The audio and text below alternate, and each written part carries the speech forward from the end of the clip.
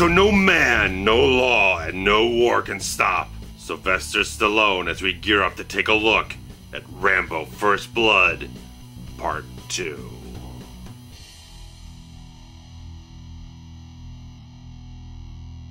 Former Green Beret John J. Rambo is serving time in a federal prison. When the U.S. military hears of American soldiers missing in action from the Vietnam War, possibly still being alive and held captive, Colonel Troutman is authorized to send Rambo in to bring back proof.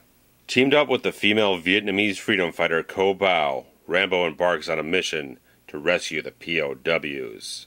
However, the bureaucratic agendas rear their ugly head when Mission Commander Marshal Murdoch aborts Rambo's extraction upon hearing that he has escaped with a POW in tow.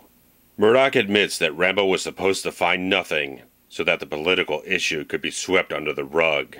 This leaves Troutman powerless to save his friend, who is now held captive by the sadistic Vietnamese Captain Vinh and his Russian comrade Lieutenant Colonel Podolsky. Now there is no choice but for Rambo to wage a personal war in the face of outright betrayal and an army of enemy forces to save himself and these long-suffering prisoners of war.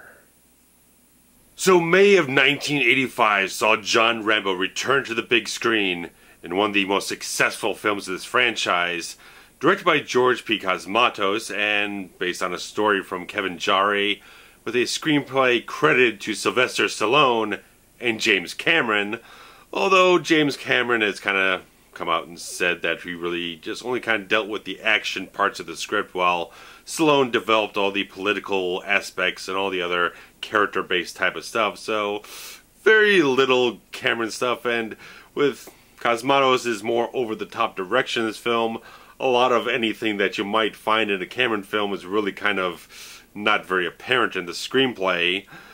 But regardless of that, the film was extremely successful with $300 million at the box office off of a $25.5 million budget and gaining over $78 million on home video just in the US alone. And international video sales, it's estimated to be between $400 and $500 million that this film ultimately grossed for itself. And it's very interesting to note some of the developmental ideas that were stirring around in the early script stages, such as when Cameron was really working on it, that there was an idea of teaming Rambo up with a younger type of soldier that was going to be portrayed by John Travolta, who Stallone had directed in the film Staying Alive, the sequel to Saturday Night Fever. And that kind of got pushed out the door by Stallone feeling that Rambo should remain as pretty much a loner in the film. And I do agree with that, even though you might think that might be an interesting idea. I think Rambo is definitely that character that works so much more powerfully as this sort of lone stoic type of figure in a certain way, that this guy is always walking that lonely road, and having him eventually go at it alone in the film, not having another soldier to fall back on, that he really has to fight the fight himself, win or lose, is the much more intense and interesting and challenging idea for the character himself. And Stallone has always been the backbone of this franchise for many different reasons, obviously, but I think one of the main ones is his performance, his portrayal of John Rambo, that no matter what you ever thought about some of these sequels where they got a little bit more over the top or got too far from the tone and core of what First Blood was, I think Stallone always maintained an integrity and respect with the character of John Rambo, that you go from film to film and he still feels like the same character, that even from the beginning of this film that you still see when he's in the hard labor prison camp, that he still has that sort of haunted, sorrowful quality about him. He's a guy that does still have a fractured sense of being, but as you see the film go along, that this guy still has a lot of depth within him. He still has humanity within him, that he's a guy who fights for what he believes in. He fights for himself, fights for the people he cares about, and that means so much for this character to see that he still has a passion for something, especially when you get all the way to the end of the film where he has a very long emotional just outpouring. You just see that this guy still has humanity, he still has passion, he still has something in him that drives him, something that he still loves about things. But it just like this character has so many things throughout this whole film where he gets betrayed and he's out left alone and he has to fight and fight, that this is a character that is born of war, that whether he likes it or not, this is where his home is. And this is a character that just struggles with his own self-being, his own place in life and everything, and you still see these qualities brought out in Stallone's performance, that Stallone still makes Rambo that sort of quiet type of introverted type of character. There's a lot of internalized stuff with the character, and he still has all these psychological and emotional scars deep within him that do kind of surface a little bit at a time here and there. And he definitely shows a wide range of emotions between the deep pain that he still has within him, but also the heartfelt qualities that are brought out opposite the character of Kove, portrayed by Julian Nickson in the film. But you just see this, the badassery, the vengeful intensity that this film brings out, this storyline brings out in the character, that he still has that intensity, that he still can be that fucking awesome as a character, to just have something with so much passion that in the first film it was just this fractured guy who just kind of snaps and he's just fighting for his own survival against all these forces that he just feels trapped in a certain way. This time is a guy who's has a lot of rage within him because he's been betrayed by people who thought he could trust at a certain point, who would throw him into the lion's den and sorts, and he has to fight out, and he has to not trust anyone but Troutman, who's also shackled to be able to do nothing about the situation. So it's just, you see that intensity in the character of Rambo portrayed so well by Stallone, that yeah, he's a great fucking action hero. This is one of the reasons why Stallone is so good at as an action hero, that he can just bring that charisma, that intensity, that larger than life quality in a certain way, but still deliver a character that is grounded, that still has a lot of depth and emotion to him, that makes him a well-rounded character, even if the film doesn't really have much development for him throughout the whole story. You see something develop at the end of the film, but throughout the whole film, it's not too much that the film kind of moves the character forward or anything, but it's still a great performance from Stallone, that he still maintains, like I said, that integrity with the character to keep pushing him forward and give you more of what you enjoyed from the first film, but just on a different level, have him focused in a different way, that he's not fighting he's fighting for something different. He's fighting for people that he cares about, fighting for his life in a different type of way, in a different type of scenario. Just brings out different types of emotions in the character that Stallone is just more than capable of portraying in this film, and he does it immensely fantastic. And definitely the other person who returns to this film and maintains that same level of integrity is Richard Crenna as Colonel Samuel Troutman, who is just solid as granite in this film. He's just an amazing actor. He does such a great job in this role in all these films. And this time out, he really kind of adds more of a fatherly, friendly mentor type of quality to Troutman, that you see right from the first scene of the film, that he is a guy who still maintains a certain sense of compassion and responsibility to Rambo, that he still cares a lot for him. And you just see that this is a guy that just, like, he believes in him so much that he just never gives up on the guy. And there's just, later on in the film, when things start taking the darker twist and betrayal starts to set in against our protagonists in the film, that you see this intense conviction come out in his performance that just solidifies Troutman as a really solid, straight arrow type of character. It's like, this guy has these rock solid type of principles. There are lines this guy is not going to cross, and when he says he's going to do something, when he commits himself to an operation, he wants to see it all through. And when he sees these sleazy bureaucrats trying to backstab people and all this kind of stuff, he just, even though he can't really do anything against it, he still fights against it as much as Rambo does in his own way. And just a great performance from him in this film, just again maintaining that level of quality from the first film, that just, like, still a great performance, still a great actor, still a great character, that is just so essential to the dynamics of John Rambo. And as I mentioned, sleazy, backstabbing bureaucrat character, Charles Napier is a fantastic character actor, and he portrays a real kind of, he portrays skeezy type of sleazy ass characters really goddamn well. With still a great entertainment, charismatic value to him. You saw him like Blues Brothers, where he's playing the head of the country western band. He just got that, just has something to him that just makes him such an entertaining, love to hate the hell out of him character, that he does a great job as Murdoch. He's just like sleazy enough, and he's just this guy with just this callous disregard for the lives of the people that really matter in this film, and just like, you want to see this guy get everything that's coming to him. But I like that the film ends his story in the right type of way, even though it has that kind of political message at the end of the film, which might, at the time, maybe some people rode with it. Some people felt it was a little too on the nose, but regardless of that, I think just Napier's performance is just top-notch quality for what he's always done in his career. Just excellent stuff. And his henchmen are also great. Again, having Martin Kove, who again, he looks just as fucking ripped and buffed as fucking Stallone does in the film, and just like, again, another guy who played a really good fucking real piece of scum type of character like you saw in Karate Kid, just like Martin Kove. Just great casting choices throughout this whole film.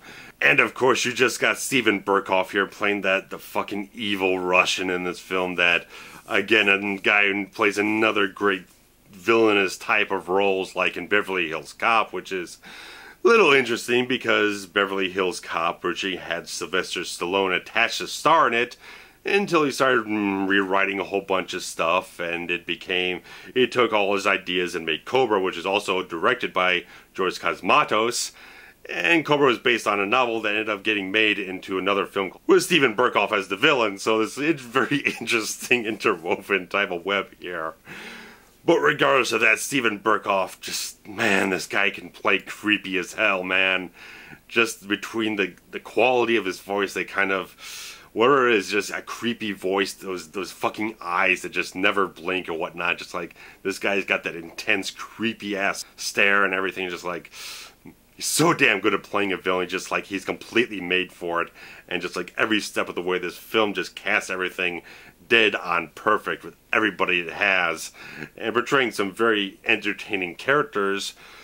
But then you've got the character of Kove, portrayed by Julian Nickson, who adds in that heartfelt quality of the film that really gives the character of Rambo someone to relate to throughout the whole film, someone to open up to, just kind of bare his soul a little bit to, someone to open up, just not someone who's not there to be combated or some kind of military person, just someone that just has a little bit more of a heartwarming type of quality to him.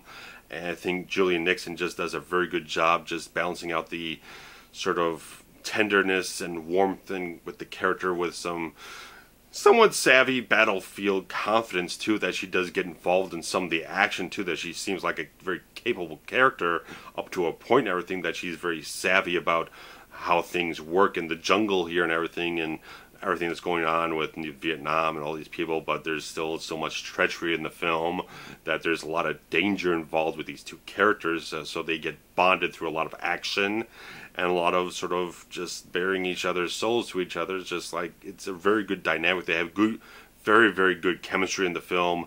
They click very, very well. I think it's just a good character that allows Rambo to be more in the film, just show more dimension in himself, and just try and give him a little bit more of a purpose in the film later on, and where it starts to become even more vengeful towards the Russians and the Vietnamese and everything. So just all these things keep piling up in Rambo's face throughout the whole film. Things get taken away from him, or people turn their backs on him, stuff like that. So just like all these things keep driving him forward in very interesting type of ways. And I think Rambo First Blood Part 2 does have a good story to it, because it sets Rambo up as a guy who feels like now he can make a difference, that he can affect some kind of change, that he can feel like he's rectifying something, that he's just trying to do something that matters so much to him. And then everything gets turned upside down and back around on him, and he has to, again, like I said, fight for what he believes is right. And so it's a very another kind of personal story for the character in a different type of way than the first film, but it's still something that means so deeply to the character that he's not going to rest until he achieves the mission that he has set for himself here. And director George P. Cosmatos got involved with the film after Sylvester Stallone's son Sage saw his previous film of unknown origin, spoke very highly of it, and thus got the directing duties of First Blood Part 2. And I do think Cosmatos got better as a director as he went along. Never really got great until he got something like Tombstone to him, but there's a little less than what I kind of like from him, because I thought their next collaboration between him and Stallone, Cobra, while not being a great film, I thought had a lot more style, more dynamic action sequences. It just, as an action film, it was a lot more adrenaline charged. It had a lot more going on visually, a lot tighter editing, just a lot more exciting type of filmmaking techniques used. In this film, I think his direction is just fine, but it's not exceptional. It just doesn't feel... It feels a little less than what the first film was, because the first film I felt was exceptionally well directed. It had a lot of punch in the visuals. That it had that dark, sort of bleak, gloomy visual aesthetic to it, but it had great cinematography, had a lot of great action, a lot of great suspense too. And First Blood Part 2 is not quite so much suspense.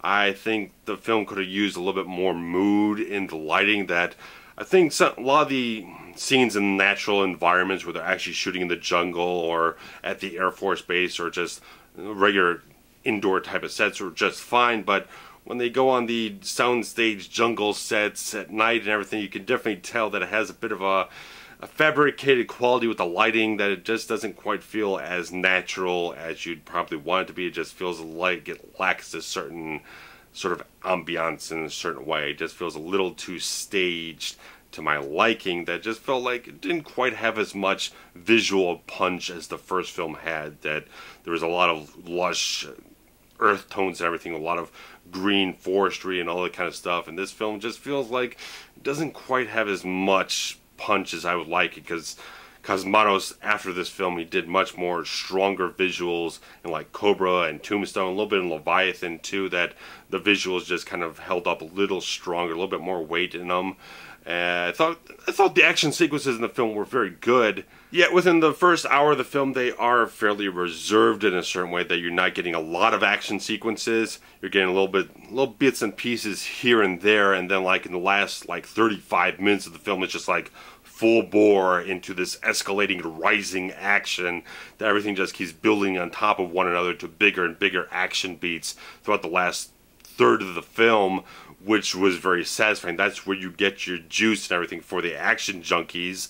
And I thought all the action sequences were very competently shot, composed, edited, and everything. Rambo First Blood Part 2 has some very solid action that you definitely get doses of what you had in the first one that you really enjoyed. Like in the third act of the film, you get another little sequence of Rambo and his sort of chameleon guerrilla warfare, that he's blending into the scenery, blending into the mud and everything, just like popping out of little pools of water and everything, just like real kind of montage type of stuff is really kind of hitting fast and everything. So it's like it goes back and touches on those ideas and those moments that you liked in the first film and adds them into a slightly different surrounding. But as I said before, Cosmatos' direction style goes at times for a lot more over-the-top action beats, like when Rambo has the bow and arrow and he flings the arrow at the guy and he just explodes like crazy. It's like, that's over the top. And it has like the dog fighting between the helicopters and everything, the machine guns going off and stuff like that, very large explosions, a lot of spectacle. It's going for spectacle more than anything else in the film, going more for the sensationalism instead of like the grit and suspense of the first film, a lot of tension that the first film had. This one just goes for spectacle in a lot of type of ways, which is certainly satisfying to a certain extent, but I just kind of wish it employed a little bit more that sort of intention that the first film had, just kind of get in there and just like feel a lot more grit about things. That is visually in a certain way is a lot more polished, but it loses something from the first film trying to go for that type of aesthetic in a certain way. So it's its own. It is its own animal. It's its own beast in a certain way that it does pick up a lot of character threads and everything from the first film, carries them over with Rambo and Trotman, but puts them in a bit more of an action junkie type of environment, which is not bad. But I think Rambo 3 probably did all that type of stuff a little bit better, but when I get to that film, we'll talk about more in depth.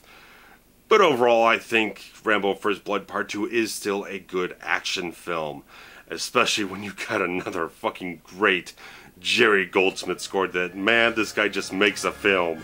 When you got a score this damn good, it just elevates moments to another level that just like, it just gets me. Like when the character of Kove just meets her end in the film, this sweeping, wonderful strings of his orchestra, just like, it hit me. Just like, even though I've seen this film plenty of times and I kind of feel like it's a bit of a telegraph type of moment in the film, you get these strings come up and his wonderful, masterful score, just like, it just makes me feel something, and just like, it's a fantastic score from him.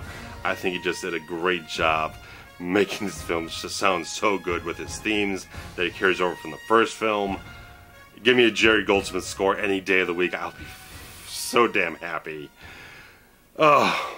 And despite this film getting very negative reviews at the time of release, aside from Siskel and Ebert, who actually gave it a positive review, I do think Rambo First Blood is an entertaining film that is worth seeing. That if you liked First Blood and you want to continue on with the character, you definitely need to see this film to bridge the gap to the other sequels, to really kind of understand the character. And certainly at the end of the film, it really kind of goes back to the core and soul of the character of John Rambo, to really understand what all this really meant to him. That he's not this guy who's like, he hates his country, he hates what people have done to him. He wants that acceptance, he wants that everyone to love them as much as they love their country and everything. So it's a very emotional message at the end of the film, even if the political message might not be something that you're taking in the best type of way. But the emotional one just hits hard, it hits very real, and I'm sure it was very true in a lot of cases. But regardless of that, it is a fun action film, a lot of entertainment value. I have plenty of fun with this thing. I have nothing really kind of to really not recommend it for that, even though I feel like some of the direction quality could have been stronger visuals, a couple things here and there, but it still has some great moments throughout the whole film. Solid ass cast as hell, portraying some very fun, entertaining, and very strong characters too. I think there's a lot of good qualities in the film, despite anything that I feel is not quite as good as it possibly could have been. Definitely go check it out if you have not already.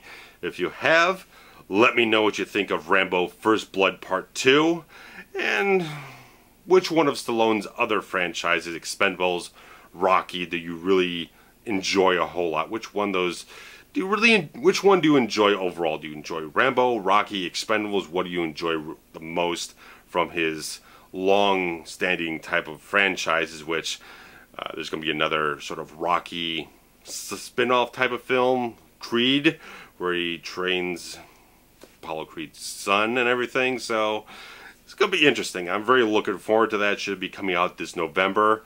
I'll be excited to see a trailer when that hits.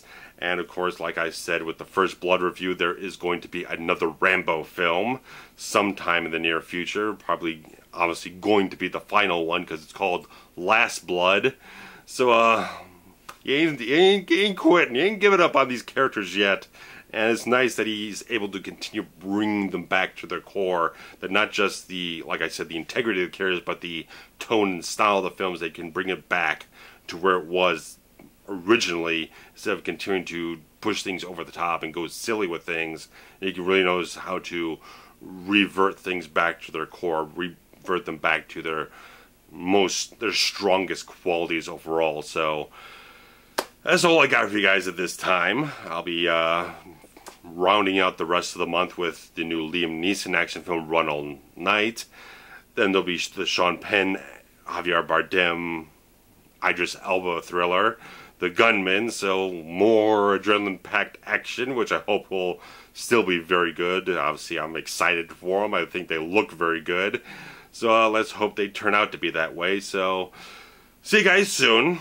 Hope you can post some comments below if you enjoyed what you saw here. Also hit some thumbs up here. I definitely appreciate that a whole lot, especially with you circulating the links around to get people invested in the reviews here, get more people involved with the discussions on the comments section, and definitely hit up the social media for RavensFilm Productions on Facebook, on Twitter, Instagram, Tumblr, stuff like that. We're all over the place. So Patreon link below if you want to see if a little something, a little incentive, because if I start getting people who are contributing money, you'll start getting exclusive previews of these reviews and everything, all the videos, especially with some short films that I have in development right now. You would definitely get those advanced screening of those online before they go live anywhere else on the internet. So definitely appreciate any of your support, or just stick around here and continue watching the videos. So take care, guys. Hope you enjoy things, and see you later.